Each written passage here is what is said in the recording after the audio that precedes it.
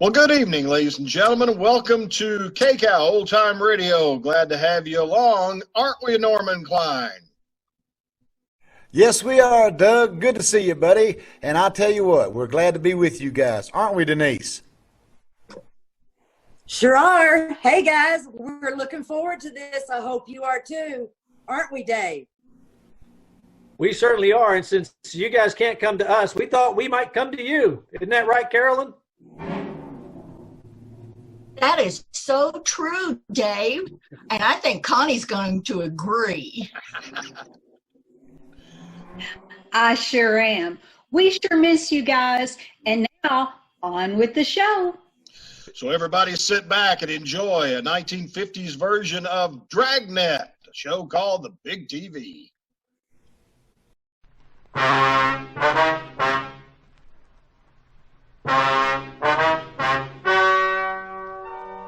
Ladies and gentlemen, the story you are about to hear is true. The names have been changed to protect the innocent. Dragnet is brought to you by Chesterfield, made by Liggett & Myers, first major tobacco company to bring you a complete line of quality cigarettes.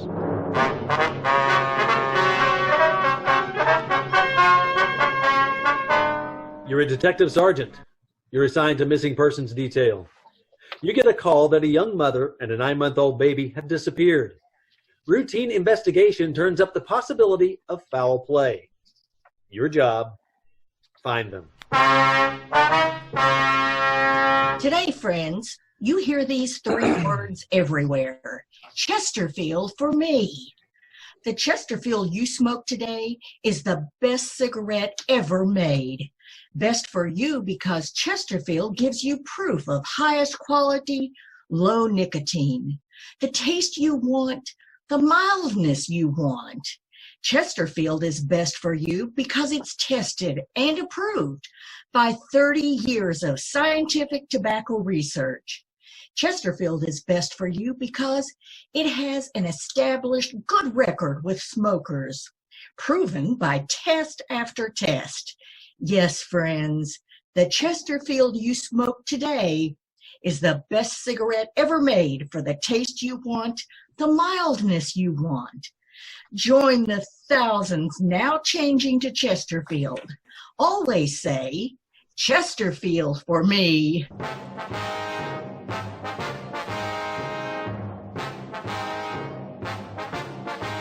Dragnet, the documented drama of an actual crime. For the next 30 minutes, in cooperation with the Los Angeles Police Department, you will travel step by step on the sides of the law through an actual case transcribed from official police files.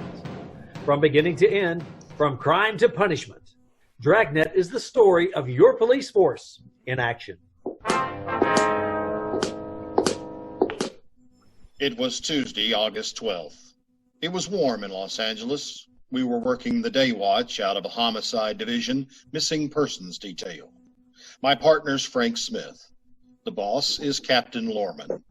My name's Friday. We were on our way out of the office. It was 10:14 a.m. when we got to 1865 Malabar Street. That was the manager's apartment. Better try it again. Yeah. Just a minute. I'm coming as fast as I can. Sounds like she's got trouble. Yes, it does. Yeah. Mrs. Fleischer? Yeah, what do you want? We're police officers. We'd like to talk to you. Come on now. I got to take care of that kid. Thank you. Thank you. Sit down. I'll be right back. Oops. Sounds like colic to me. Is that right? Sure, sounds like colic. I wonder if she's got a hot water bottle. What? Hot water bottle. Put it on the kid's stomach. Makes him feel better. Oh, yeah. Both our kids had colic. Wore out 3 hot water bottles. On 2 kids. Yeah, we lost a stopper on one of them. Yeah. Baby's teething, having a rough time, you know. Oh. This is my partner, Frank Smith, ma'am. My name's Friday. We'd like to ask you some questions about one of your tenants. Oh, which one? Mrs. Shipley. We understand she had apartment 207. Yes, she did. What about her? Do you know where we can get in touch with her? I ain't got any idea. When did you see her last, ma'am? Guess it must have been a month ago. Is it possible you may give us an exact date? If I could have done that, I'd have told you right away. I ain't got nothing to hide. Well, we didn't mean to say that you did. Well, it sounded like it. It sounded an awful lot like it. Look, mister, I'm going to be honest with you. Yes, ma'am. When Harriet first moved in here, we got along fine. She was all the time wanting me to tell her how to take care of the baby when it came. Yes, ma'am. We got along fine. We used to have our little cups of coffee in the afternoon. Chummy, you know. And all of a sudden it got different. How's that? Just did. Her husband was overseas in the army, and I guess Harriet missed him pretty much. At least she was always saying how much she did. Wishing how he'd be here when the baby was born and all. Got terrible depressed. Uh-huh. Moody, you know? Yeah. I did what I could to help her. I used to go up there and we'd sit and talk, and I taught her how to knit. Even gave her some needles and some yarn as a little present. Thought maybe it'd give her something to think about. Maybe keep her mind off her and her husband. Didn't do no good. Well, how long had her husband been away, ma'am? 4 months this time. He's over in Japan, I think, Army. Yeah.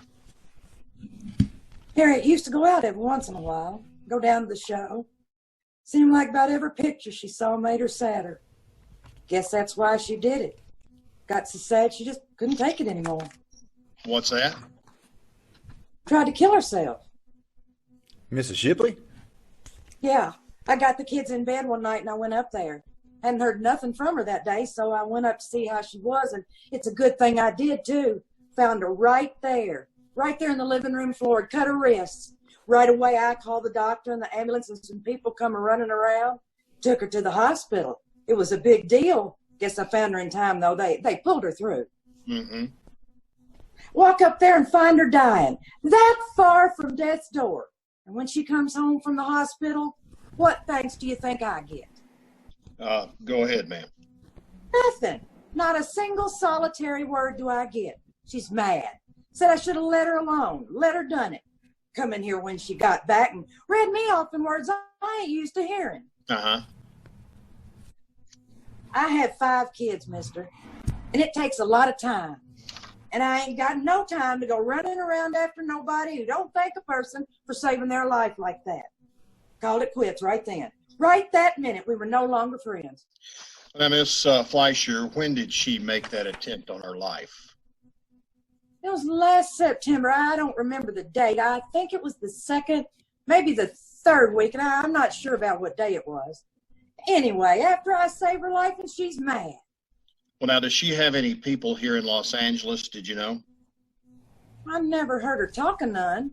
Well, now, she's got a sister, I do know that, but I don't know where she is. Don't think Harriet ever even said it. Well, what did she say when she left? Did she give you any idea of where she might be going? Didn't even see her. She didn't come by and say so long, goodbye, take a jump, nothing. She just left. One night she's here, next morning she's gone. Did she get any mail while she was here? Yeah, once in a while she'd get a letter from her husband, and then seems like there was a couple letters from San Francisco, but I don't know who they was from. Mm-hmm. Did she take everything with her? I mean, like all of her personal things? Nothing. Left it all here. Of course, it's not much, but it's all here. Well, where are those things? Downstairs in the basement. I got it all put away in case she ever come back. It's going to cost her, too. Storage and for me to pack it.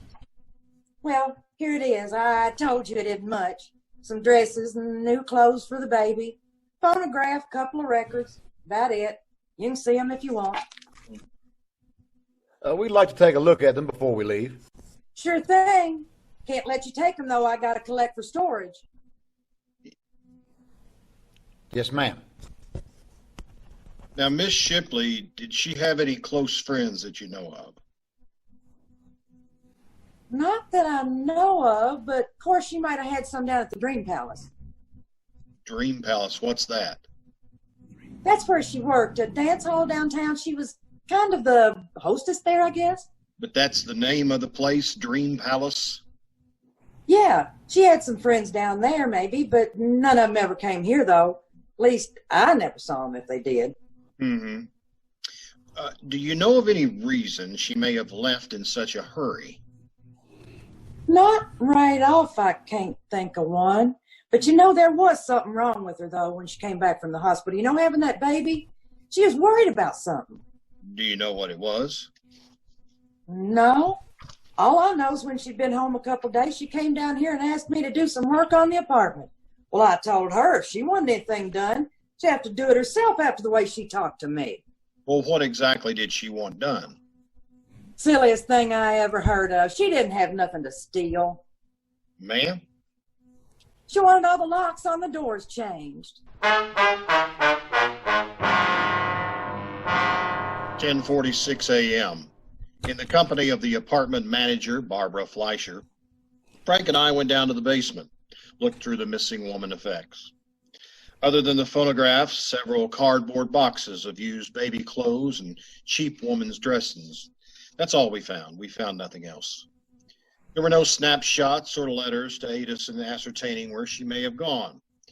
We asked Miss Fleischer to notify us in the event that she heard from the Shipley woman.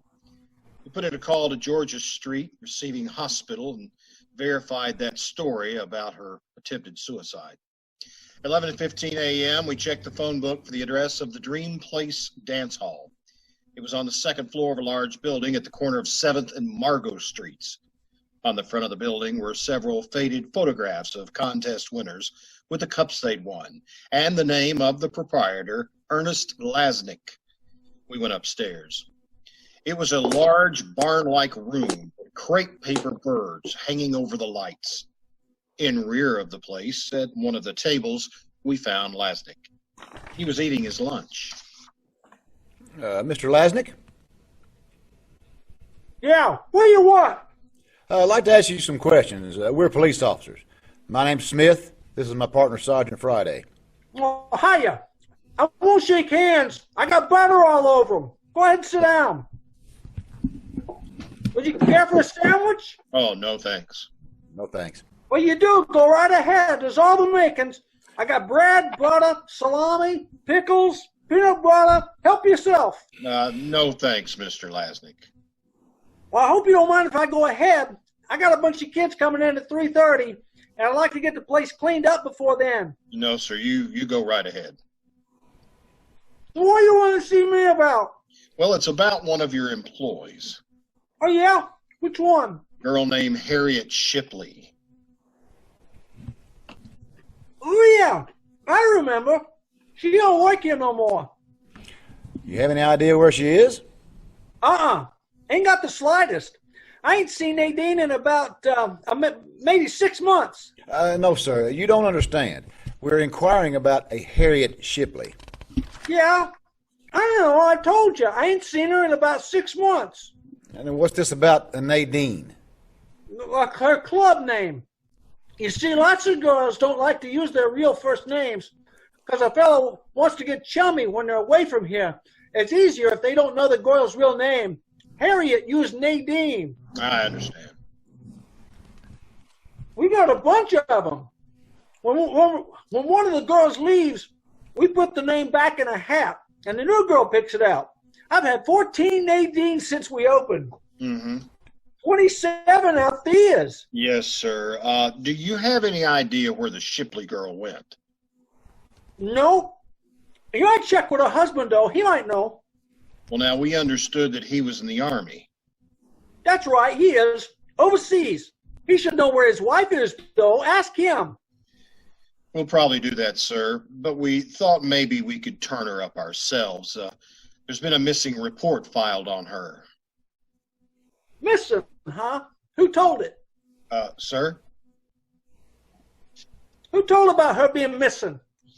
Report was filed by her mother-in-law. Oh, well. I wish I could help you fellows out. I told you she was in here about 6 months ago. She came in just to say hello. And she had a baby with her. I personally think she was trying to get a job or something. Of course, she didn't come right out and ask, but she kind of hinted around that she'd think about coming back. Uh-huh. And she told me she was trying to find some kind of work to help make ends meet. Well, now, does she have any close friends that work here? No, none that come to mind right off. Nadine was kind of close, you know. She kept to herself. Good dancer, though. She used to be busy all the time. Hardly ever had to sit out. Well, was there one girl she seemed to talk to more than any of the others? No, I told you, she wasn't close to nobody. Did she ever mention any relatives to you? No, I think she was all alone. I heard her talking to one of the girls one time about a sister. Don't remember too good, but it was about a sister. Wonder if we could talk to the girl. Oh, I don't know. She ain't here. They called her Alvina. I can give you her real name if you want. Might be able to find her. Told me she had to go back east. That's the reason she gave me, that she had to quit. Well, we would like her address if you could give it to us, sir. Sure. The last time you saw the Shipley girl, did she say anything about leaving town? No, I wouldn't be surprised, though. Well, why do you say that? Well, the poor kid was scared to death. She told me she wanted to get away. Well, do you know what she was frightened of, sir?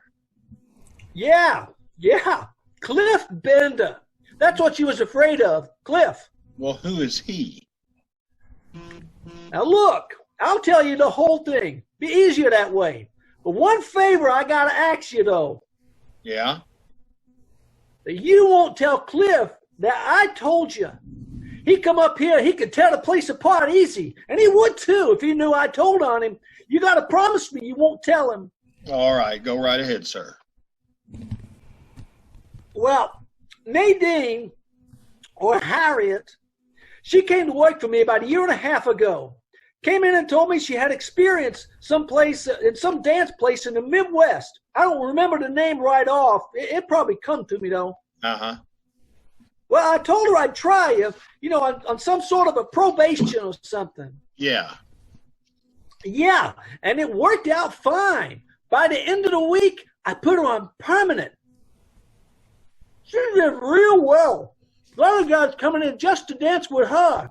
Wouldn't have nobody else, just Nadine, Harriet. Uh-huh. And that's how she met Cliff. He came in one night and fell for her right off, and they started to go together. I told him I didn't like the idea of the girls going out with the customers. It's really not good business. Didn't make any difference to them, though. They kept right on seeing each other. Well, that's this Bender fella, right? Yeah. Oh, anyway, one night this soldier came in. He was took right away with Nadine, asking for a dance. Kept buying tickets all night so she could dance with him. Just him. He came back the next night, same thing. All night long, he danced with Nadine. Made Cliff pretty sore, but there wasn't anything he could do about it. She wanted to be with the soldier. Wasn't too long before she told me they was going to get married. But boy got wrong about that, and that really made Cliff hacked. Real hacked. Yeah. Yeah. Him and the soldier, Shipley, they had a fight downstairs one night after we closed. Guess Cliff waited for him, and Nadine came down. Anyways, it was a real brawl, cops and everything. Cliff really cleaned up on the soldier. But it didn't do any good, though. What do you mean? Nadine told Cliff to stay away from her. Keep far away. Told him that her and the soldier was going to get married and that they was through. She meant Cliff and her. Yeah. And the soldier and Nadine got married a couple of days later, and she quit her job right after that.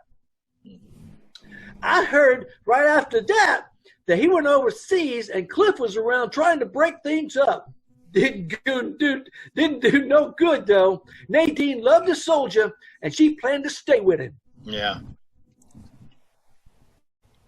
I tried to talk to Cliff to tell him to stay out of it. You know, leave the girl alone. But that didn't do no good either. He was sure hacked. Said that she was his girl and might take some time, but he'd get her for running out on him. I figure he told her that too, because that's what she was afraid of, and I don't blame her. Cliff told me that, I'd believe him. What's that? That he was going to kill her.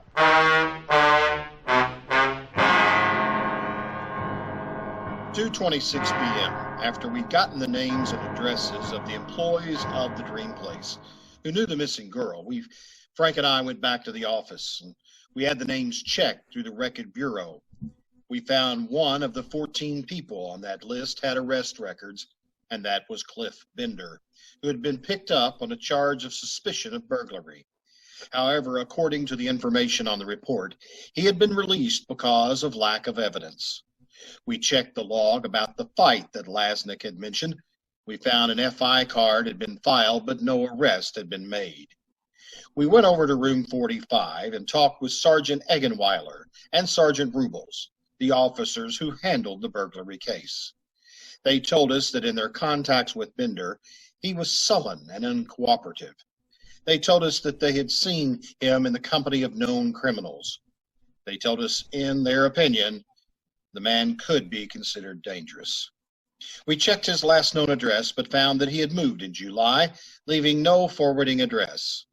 While Frank and I checked out the rest of the missing girl's friends and acquaintances, Sergeant Graham and Cliff Bailey tried to check on Bender. We talked to everybody on that list that we had gotten from Ernest Lasnik, but none of them would give us any idea of where to find the Shipley girl. Most of them, however, told us about the threat that Bender had made against her life and expressed the opinion that he was responsible for her disappearance. The next day, Wednesday, August 13th, Frank and I went back to communications and checked into the office. I tell you that mother-in-law called again this morning? No, you didn't.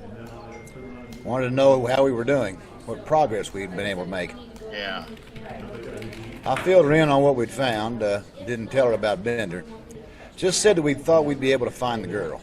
Uh-huh. You talked to her when she made the original report, didn't you, Joe? Yeah. Well, what do you mean? think? What do you mean? Well, isn't there something that's a little off base to you? I don't know what you're getting at. Well, it just seems to me that she doesn't care if we find her daughter-in-law or not. All she cares about is the kid. Yeah, I got that idea myself. The way she talked, it didn't seem like that she and the girl got along too well. It just seems like there's something she isn't telling us. I asked her this morning if she'd heard from her son, if he knew anything about where his wife might be. What did she say? Yep. Told me she hasn't wanted to bother him and make him worry. Wouldn't even give me his mailing address. Said she didn't want him alarmed unless there was a reason. Well, the way I see it, his wife being gone is reason enough.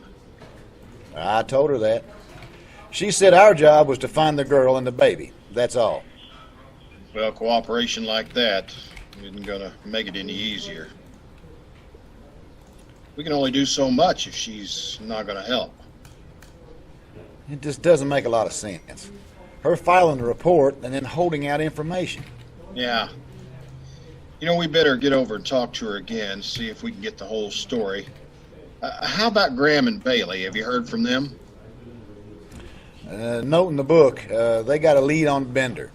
Graham said they were going to run it down for us this morning. Mm-hmm. What time you got?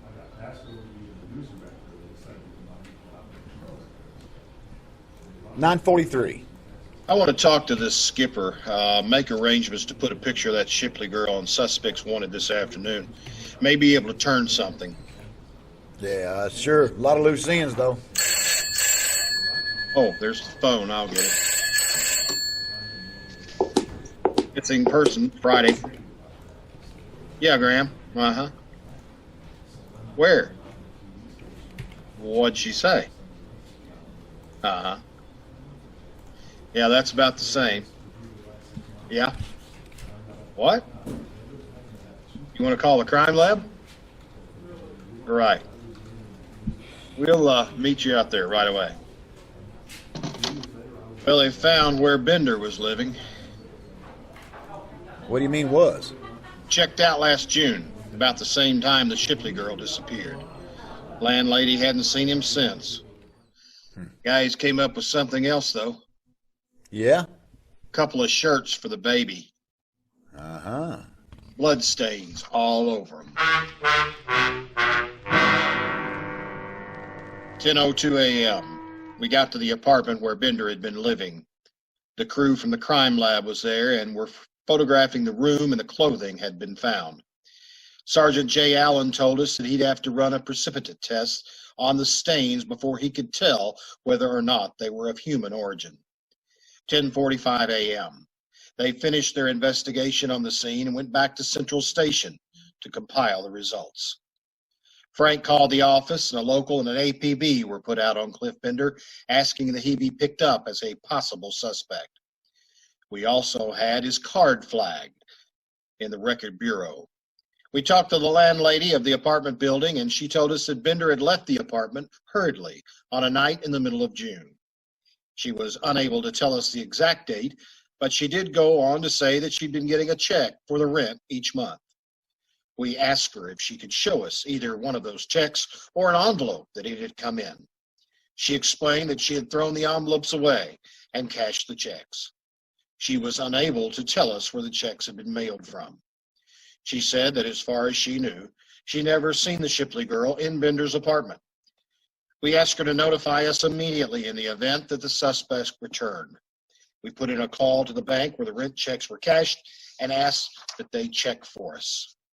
1:30 p.m., Frank and I went over to the crime lab and talked to Jay Allen. He told us the stains on the baby clothes were human blood. He showed us the photographs taken, but there was nothing in them that would have given us a lead, either to the girls or Bender's whereabouts. That afternoon, the picture of Harriet Shipley was telecast over the police program. We got several calls from citizens who said they'd seen the girl. We checked them all out. One of the callers, a bus driver, said that he had seen the girl and the baby on his bus during the month of June, and that she'd gotten off in San Diego. We alerted the police in the city to look for her. Thursday morning, Frank and I checked into the office. You want to check that book, see if there's anything from San Diego? Right.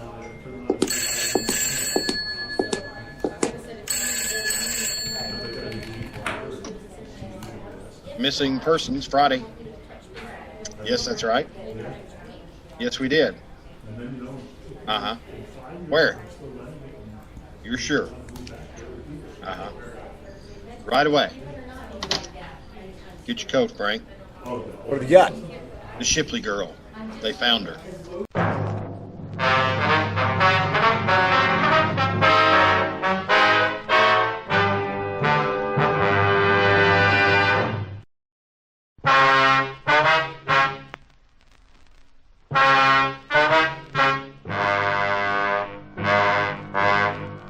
Had come in from the nurse at the state mental hospital in Camarillo. She told me that the girl patient looked a lot like that photograph that we showed on the police program. Frank and I left the office, drove out to the hospital. We talked to the nurse and to the doctor that was taking care of the sick girl. From personal effects and the scars on her wrist, we were reasonably sure of the identification. The doctor told us the girl had been admitted by her sister on July 17th under the name of Harriet Lanham. He told us the girl was undergoing treatment, but there was little hope for recovery, and it would be some time before she would be permitted to leave the violent ward. We tried to talk to her, but was unable to get any coherent answers. We asked about the baby, but the authorities were unable to give us any information. We got the name and address of the sister who had admitted the Shipley girl, and we drove down to San Diego to talk to her. It was a small place in a wartime housing development. The paint was peeling off the plyboard walls, and the front yard was overgrown with weeds. The woman that answered the door identified herself as Pauline Lavin. Sure. What do you want to know? Don't make no difference now. You can go back and tell her that it's too late. Way too late. Tell who? Mrs. Shipley, Harriet's mother-in-law. You go back and tell her that she done it good. There ain't nothing left to do to Harriet. It's all been done. You tell her that. We don't work for Mrs. Shipley. We're trying to find out what happened to your sister and the baby. Who asked you to find out in the first place? It was her, wasn't it? Wasn't she the one? She filed the report. And that's what I mean. Well, you go back and tell her that there's nothing more she can do to Harriet, or the baby, or Big Jerry. Nothing at all that she can do.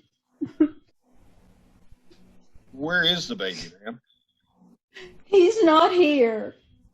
Do you know where he is? Yes, but I ain't going to tell you. I'm not going to tell anybody. I promised Harriet I wouldn't tell, and I'm going to keep that promise. Look, Miss Lavin, we don't want to hurt your sister. We're just trying to get to the truth. Maybe you better tell us what you know. You ain't doing this for old Miss Shipley? No, ma'am. All right, then. I'll tell you, but not for her.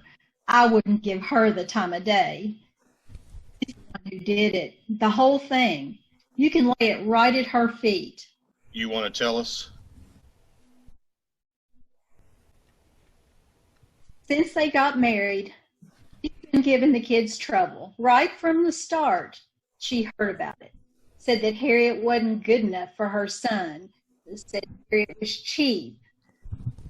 But it didn't make any difference to the kids. They got married anyway. They loved, so they got married. Uh-huh. As soon as Big Jerry went overseas, she started on Harriet to get an annulment. All the time writing her letters, telling her how cheap she was, and that if she really loved Jerry, that she'd get an annulment. Then she found out about the baby, so she started saying how they should get a divorce. Does Harriet's husband know about this? Sure he did. Knew it all along. He didn't like it. Told his mother to stay out of their lives. Kept telling her, but that it didn't do no good. None. Then Harriet got the wire. The one where it told her that Big Jerry was dead. Almost killed her. I thought it was going to. They was really in love. It isn't often you see something like them two. Real love. The kind you live, not the kind you just talk about. Uh-huh. Well, one night, right after she got the wire, she got a phone call from San Francisco from old Miss Shipley. She told Harriet that she was going to go to court to take the baby away.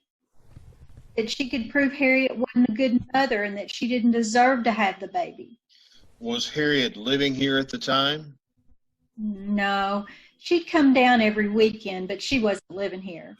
There was a guy up in L.A. that was giving her trouble, a fella named Bender, I think. He was with her when she tried to kill herself. He ran out so he wouldn't get mixed up in it. He was always giving Harriet trouble. So she left one night to get away from him and from old Miss Shipley. She came here and said that she just wanted to be left alone with her baby. That's not a lot to ask, is it? Is it? Just to be left alone? No, ma'am. It was for old Miss Shipley. Just wouldn't let Harriet alone. Kept after her, saying how she was going to take the baby away. How Harriet was an unfit mother. That's why she came down here, to try and hide, get away from the old woman. Didn't do any good. She maybe got away from her, but she kept thinking that any day the doorbell was going to ring and there'd be that old bag with the papers to take the baby away from her. Got on her mind. Suddenly, wasn't much else she was thinking about but how to keep her baby. She went out walking one night, took the baby with her. Rained hard. I guess the baby took cold. Anyway, next day he came down with a bad fever. A couple of days later he was dead. Been a year old and he was dead. You want to go on, ma'am? Harriet sat around for a week. Didn't say anything. Didn't do nothing but just stare at the wall. Didn't even cry, just sat and looked at the wall. And all of a sudden she just fell apart. Wasn't anything that could hold her. She said she was going up to San Francisco to see her mother-in-law. I called the doctor. He said it was a breakdown and said I would have to have her committed. I signed the papers, and that's where she is. I went up to see her. She don't even know me, and I'm her sister. She don't even know me. So you just tell old Miss Shipley how good she did. You just tell her what she did to my sister. Tell her how the baby's dead and she finally got what she wanted. Because now Harriet hadn't got the baby. Nobody's got him. Nobody's got him. Nobody. Come on, Frank.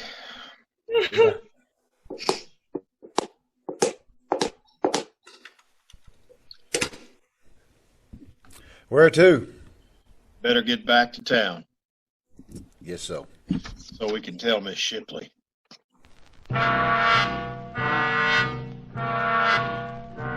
During the drive back to Los Angeles, Frank and I hardly spoke to each other. We were both occupied with the thoughts that were going through our minds. We got back to Los Angeles at 9:30 p.m., went directly to the hotel where Miss Shipley was staying. The desk clerk told us that she'd left word that she didn't want to be disturbed. We told him it was a matter of importance. He called the room and asked that we come right in. We took the elevator to the 7th floor and walked down the hall. I'll get it.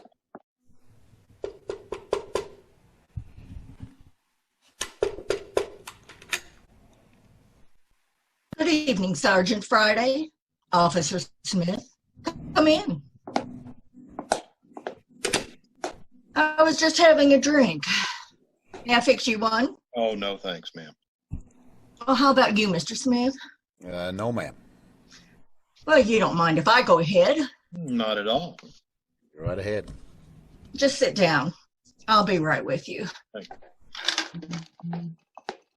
you.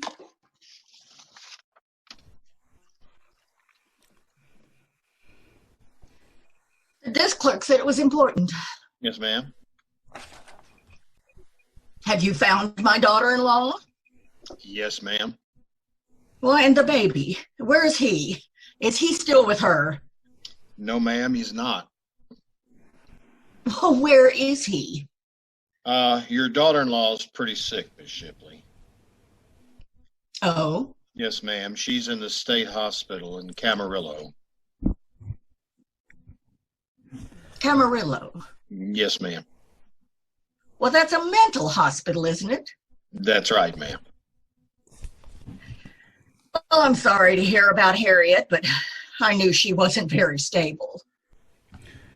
Why didn't you tell us your son was dead, Mrs. Shipley? Well, I didn't think it had any bearing on the thing. What difference does it make? You don't seem to be very interested in his wife. I'm going to be honest with you, Sergeant. I'm not. I'm not in the least interested in what she does or where she is. I never did feel that she was right girl for my son. Never. And when the baby was born, I tried to go along with it. I tried to be nice to her, and, well, she wouldn't have it. She wouldn't even be friendly. No, she poisoned my son, turned him against me. She's a terrible woman. Just terrible, and whatever's happened to her is just exactly what she's got coming. Naturally, I'm sorry it's the way it is, but there's nothing I can do. All I'm interested in is my grandchild. I want him. And if I have to go to court to get him, then I'll do it that way. That won't be necessary, ma'am. Well, where is he? I'd like to go get him, and now that Jerry's wife can't take care of him. He's dead, ma'am. Is this some kind of a joke that you're making up to help my daughter-in-law? To keep him? I mean, it won't work. It's no joke. No, it's no joke. It's the truth, ma'am. He died in a hospital in San Diego. Well, that's not right. That he was only a baby. It's not right that he's dead. It's not fair. I wanted to have him, to take care of him. I wanted to give him the things that he should have, and it's not right that he's taken away from me. That's not right. Oh, she did this. Harriet, she did it to get even with me. I know she did. We're very sorry, Miss Shipley. First my husband, and then Jerry, and now the baby. I haven't got anybody. I'm all by myself, and there isn't anybody in the world who cares about me. Nobody. We're very sorry, Miss Shipley. I wish there was something we could do. No, you're not. You're like the rest of them. Just my grandson. It's just Harriet. She's the one. Nobody else to consider in this mess. Just her. What about the baby? The story you've just heard is true. The names were changed to protect the innocent. On Thursday, August 14th, a meeting was held in the Captain of Homicide's office, Los Angeles Police Department. After a word from our sponsor, we'll have the results of that meeting. The Chesterfield you smoke today is the best cigarette ever made and best for you. That's a fact. And to my way of thinking, it's the very best reason for you to change to Chesterfield. Buy them either way, regular or king size. If you try them, I think you'll say with all of us, Chesterfields for me.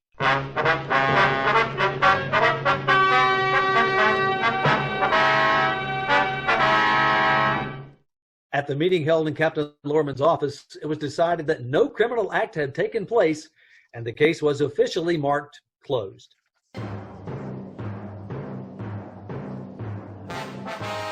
You have just heard Dragnet, a series of authentic cases from official files.